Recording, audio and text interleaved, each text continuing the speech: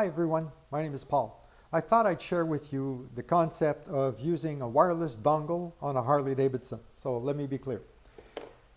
This is a 2019 Ultra, so FLH-TK.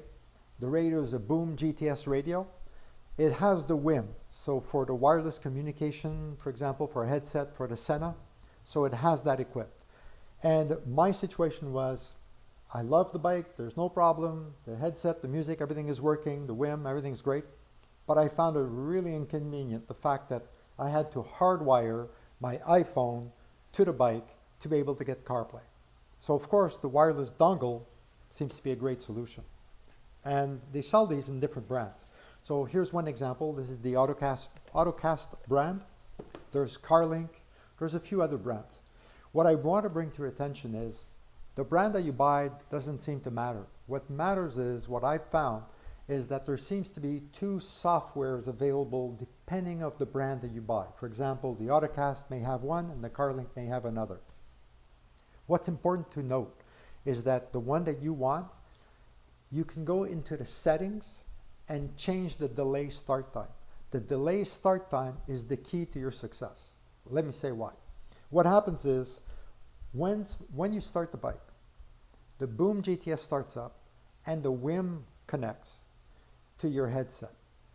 What you want is, you need a delay for the iPhone dongle, maybe any brand at all. You need a delay of at least 5 seconds before it kicks in, because it seems to activate before the WHIM and before the radio. And that's what creates the chaos and why some people have not had any success with the wireless dongles. So just to repeat, with this now I can start the bike where the radio will start, the WHIM will start, and I can change the delay to, in my case, 5 seconds worked for me. After 5 seconds, it kicks in, it does its booting, and then suddenly I have CarPlay on the radio, while the iPhone is wirelessly in the case of the motorcycle or in your pocket. Fantastic feature to have. So I think many of us have had issues where you actually have it hardwired, your iPhone, in the bike. You get to a restaurant, you take off your coat, you take off your helmet, you go to a restaurant, and then you realize you forgot your phone. So now you got to go back to the bike, because we all live with our phones, right? So you want the phone. So I found that to be a really, really big problem. So this dongle works well, but you've really got to have the one that has a 5 second, or you can adjust the seconds and delay. You can adjust 5, 6, 7, 10, whatever seconds you want. So the sequence is as follows. In my case, the Senna headset has to be on. You get on the bike, you turn on the ignition, you start it.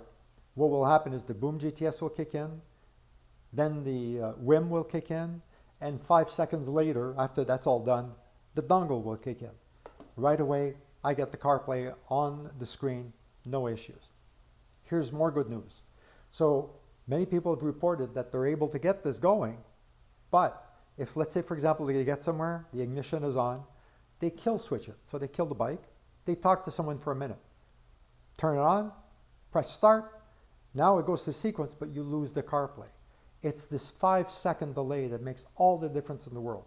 So now what happens is, if I come to a stop, kill switch the bike, then turn off the ignition, just kill switched it, talk to somebody for whatever time, turn the kill switch on, press start, you'll notice that the radio, everything disappears off of it, the WHIM, everything disappears, and it really starts a whole new boot up.